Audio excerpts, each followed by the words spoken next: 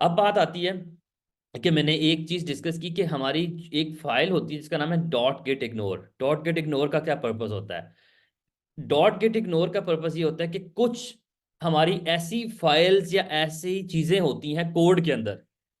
Locally हम देखें for example कि एक डेवलपर है, for example I am a developer of a Python application और अ पीएचपी एप्लीकेशन जो कि मैं बना रहा हूँ। फॉर एग्जांपल मेरे पास ये सर्वर चल रहा है, मेरे पास ये एक लोकल रिपोजिटरी है, मैं इस पे काम कर रहा हूँ। और इस लोकल रिपोजिटरी पे काम करते हुए मैं मेरे पास कुछ ऐसी फाइल्स अवेलेबल हैं जो कि मुझे लोकली सर्वर पे तो चाहिए। ये बात बहुत गौर से सुनना, अगर आप इसको सही से समझ लोगे ना तो आप लोगों का काफी हेल्प होगी। और अगर नहीं समझ आती तो प्लीज मुझे बताना, मैं दोबारा रिपीट करने के लिए भी रेडी हूँ। हमारे पास हर कोड के अंदर, हर एप्लीकेशन के कोड के अंदर कुछ ऐसी फाइल्स होती हैं कि जो हम लोग लोकली तो रखना चाहते हैं, अपने कोड के अंदर तो रखना चाहते हैं, लेकिन हम वो फाइल्स या वो कुछ कोड के पार्ट हम लोग गिटहब पे ऊपर पुश नहीं करना चाहते। यानी कि हम नहीं चाहते कि हमारा कोड जो है वो लोकली तो पड़ा हो, लेकिन वो कुछ फाइल्स हमारी ऊपर गिटहब के ऊपर ना पड़ी हो। लाइक कि अगर आपने किसी ने पीएचपी की एप्लीकेशन के ऊपर काम किया हो, तो पीएचपी की एप्लीकेशन के अंदर एक क्रेडेंशियल्स की फाइल होती है जिसका नाम होता है .env। .env की एक फाइल होती है, वो लोकली तो हमें कोड रन करने या एप्लीकेशन को रन करने के लिए तो जरूरत होती है उस फाइल की,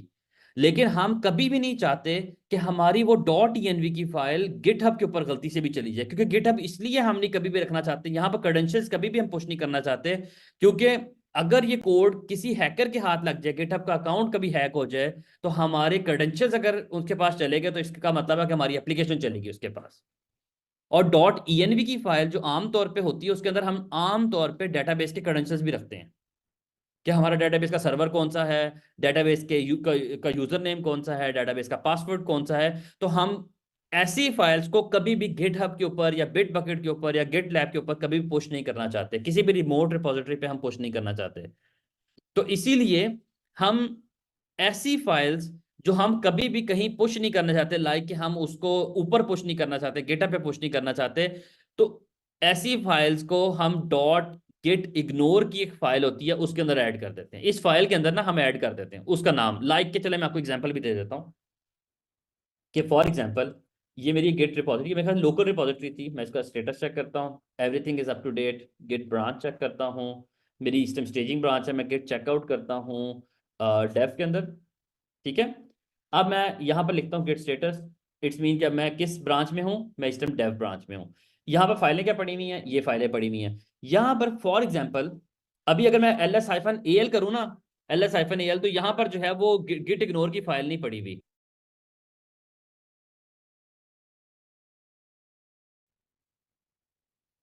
अच्छा, हम ये यहाँ पर ना एक, अभी आप लोग देखें ये ls-al की कमांड यहाँ पर मैं अगर रन करता हूँ ना, यानी कि हिडन फाइल्स अगर मैं देखना चाहता हूँ, तो यहाँ पर गेट इग्नोर की कोई फाइल नहीं पड़ी हुई। अभी देखिए यहाँ पर कोई गेट इग्नोर की नहीं फाइल, तो मैं यहाँ सबसे पहले क्या करता हूँ, यहाँ पर गेट इग्नोर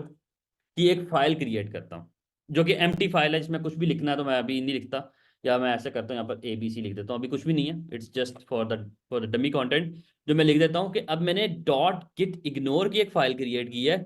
और ये गेट इग्नोर की फाइल के अंदर मैं जो चीज भी लिखूंगा, यानी कि जो फाइल भी लिखूंगा, ये उसका उसका जो है वो उसको हाइड कर देगा।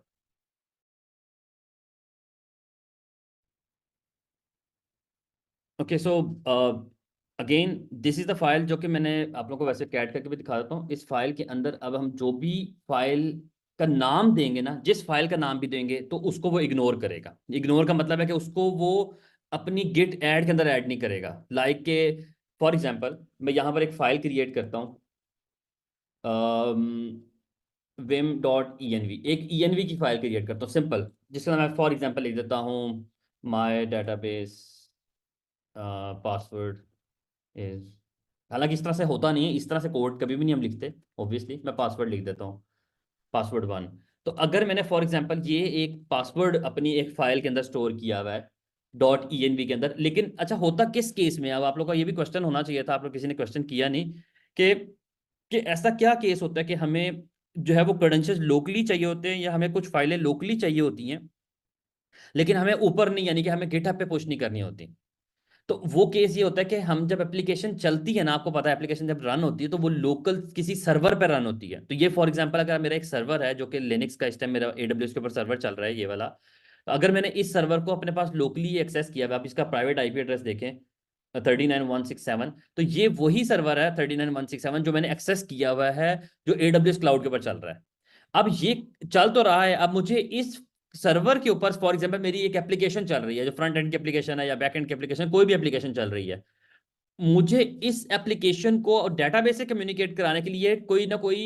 हमें सम टाइम अपने कोड के अंदर कनेक्शन स्ट्रिंग बनाने पड़ते हैं, यानी कि मुझे कनेक्शन डिफाइन करना पड़ता है कि भाई मेरी एप्लीकेशन मेरे डेटाबेस के साथ कम्युनिकेट कर सके।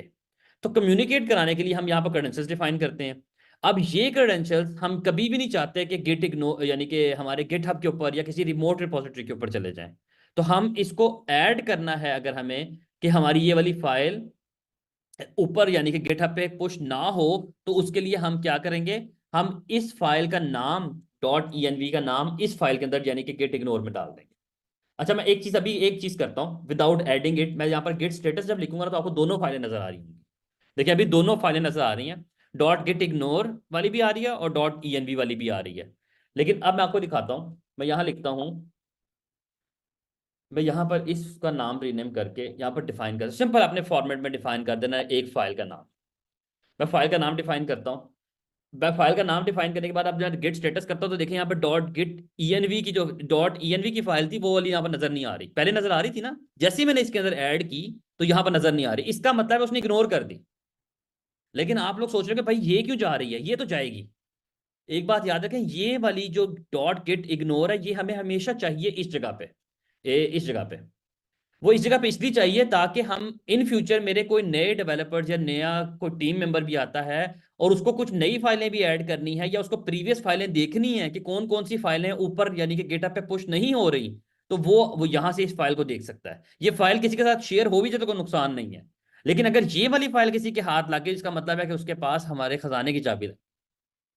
यानी कि हमारे डेटाबेस है, डेटाबेस के क्रेडेंशियल्स इसमें डिफाइन हुए हुए हैं। और वो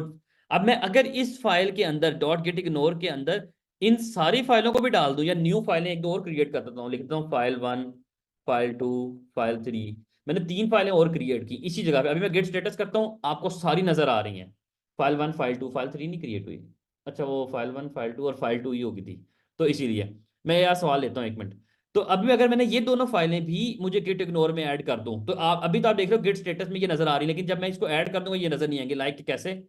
मैं इसका नाम कॉपी करता हूँ और लिखता हूँ .git ignore और इधर जाके नीचे नाम देता हूँ फाइल 1, फाइल 2। अब जब मैं सेव करके बाहर आऊंगा और गिट स्टेटस करूंगा तो आप ये देखो यहाँ पर सिर्फ एक फाइल आ रही है जो कि हमारी गिट इग्नोर की। जी एयाज, अब आप सवाल कर सकते हो। सर जैसे आपने कहा कि गिट इग्नोर का एक्सेस बाकियों के पास होता है, तो हम्म। वो क्या वहां से हमारी इन फाइल्स को इग्नोर की लिस्ट से हटा के अगर वो हटा, देखेंगे तो उनको नजर तो नहीं आएंगी? नजर आएंगी, नहीं आएंगी। तो हम क्या चक्कर होता है, देखो यहाँ पर कंटेंट क्या नजर आता है, गिटहब पे जो पड़ा हुआ कंटेंट होगा वो क्या नजर आएगा, जो पुश हुआ होगा। अगर वो यहां से हटा भी देते हैं, फॉर एग्जांपल वो यहां से सारी फाइलें निकाल देते हैं, तो जब तक कोई डेवलपर ये गलती नहीं करेगा, फॉर एग्जांपल कोई आता है और आपकी मास्टर ब्रांच में .git ignore से सारी फाइलें रिमूव कर देता है, नाम रिमूव कर देता है, और आपका एक एक जूनियर डेवलपर आता है वो पुल करता है यहां से कोड, यानी पुल का मतलब है कि ऊपर क्लाउड से उठाता है कोड, गिटहब से कोड उठाता है लोकली, उठाने के बाद वो ध्यान नहीं देता, और फिर अपने चेंजेस कुछ करने के बाद जब गिट पुश करेगा ना तो फिर यहां पर फाइलें आएंगी। तो इसीलिए ये याद रखो कि इतना आसान नहीं है और इतना बेवकूफ भी कोई नहीं होता कि वो क्या नाम है, जब वो गेट स्टेटस, क्योंकि देखो आप भी अगर काम कर रहे हो तो आप हर दफा पुश करने से पहले एक दफा गेट स्टेटस ही कमांड रन करोगे। अगर वो गलती कर चुका है यानी कि यहाँ से किसी ने बाकी फाइलें रिमूव कर दी हैं, आपने अपना चेंज किया और जब यहाँ से गेट स्टेटस की कमांड रन करोगे तो आपको वो जो फाइल है यहाँ पर आपको यानी कि फॉर एग्जाम्पल वो ये काम हुआ कि वो गेट इग्नोर से जाके किसी ने .env की फाइल हटा दी, जैसे ही वो हटाएगा और जब वो पुश करने से पहले गेट स्टेटस रन करेगा तो यहाँ पर देखें उसको नजर आ जाएगी कि भाई ये भी जा रही है ऊपर। तो इसीलिए ये 2-3 चेक्स रखे जाते हैं कि हम आमतौर पे गिट इग्नोर की फाइल में वो फाइल या वो डायरेक्टरी ऐड करते हैं जो हमें ऊपर या क्लाउड के ऊपर, यानी क्लाउड की जब भी मैं बात करूं तो समझ लो गिटहब की बात कर रहा हूँ, कि गिटहब के ऊपर किसी रिमोट रिपोजिटरी पे हम पुश नहीं करना चाहते, तो तब हम इसको यहाँ पर ऐड करते हैं। समझ आई? ठीक हो गया सर। चलें अब हम